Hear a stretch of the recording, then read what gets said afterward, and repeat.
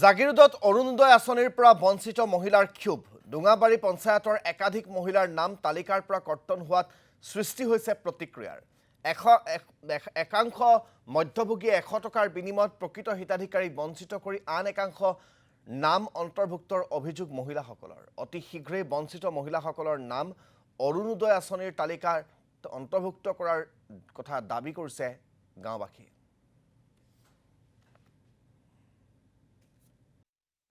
আমি গৰাখহনীয়া মানুহ এতিয়া ইয়াত ভূমিহীন মাটিত অলপমান বহি আছো আহি হাজিৰা কৰি খাই ল'ৰা ছোৱালীয়ে এতিয়া আমি অৰুণোদয় আঁচনি পোৱা নাই ঘৰ দুৱাৰ পোৱা নাই ৰাস্তা পদূলি আমাৰ ভাল নহয় এতিয়া কিছুমানে বোলে আঁচনি হেৰিত টকা লৈ কৰিছে ফৰ্মবিলাক আমি এতিয়া পোৱা নাই সেইটো কাৰণে আহিছো আৰু ওলাই পেলাই ডুঙাবাৰী পঞ্চায়তৰ এলেকা মানুহ আৰু আমি 10 নং ৱাৰ্ডৰ আমি মানুহ হেৰি সদস্য গতিকে আজি আমি আহা প্ৰায় 35 বছৰ বয়স হ'ল আজিলৈ আমি চৰকাৰৰ পৰা একো এটা পোৱা নাই।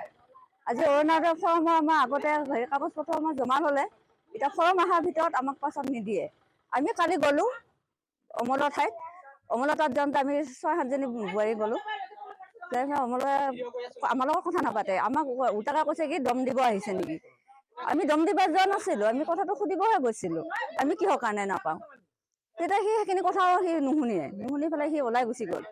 তাৰপিছত আকৌ আমি কৈছোঁ কি বোলে আমি লিষ্টখন চাওঁ আমি গোটেইখিনিয়ে সি কৈছে কি বোলে পোৱা অৰ্ডাৰ নাই।